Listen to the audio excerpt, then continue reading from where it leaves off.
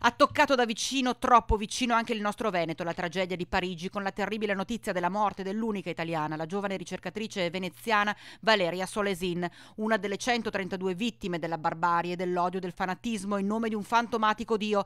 Lo stesso Papa Francesco ha gridato alla bestemmia, attaccando chi ha compiuto la strage nascondendosi dietro la religione. Utilizzare il nome di Dio per giustificare questa strada è una bestemmia. Una città, Parigi, dilaniata per la seconda volta in un anno. La prima, ricordiamo, a gennaio, l'attacco al giornale Charlie Hebdo.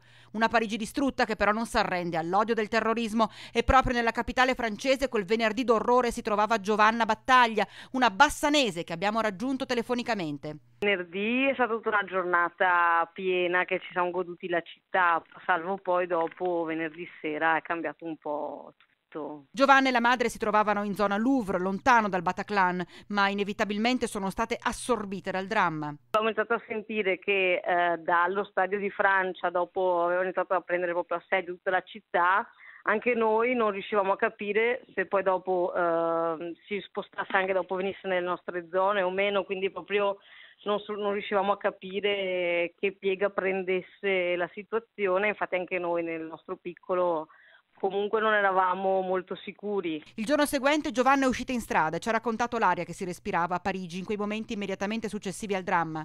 Assolutamente, comunque la situazione era tesa, era pesante, infatti comunque tutti si guardavano attorno, eri un po' sul chi va là. Abbiamo chiesto a Giovanna se tornerebbe a Parigi.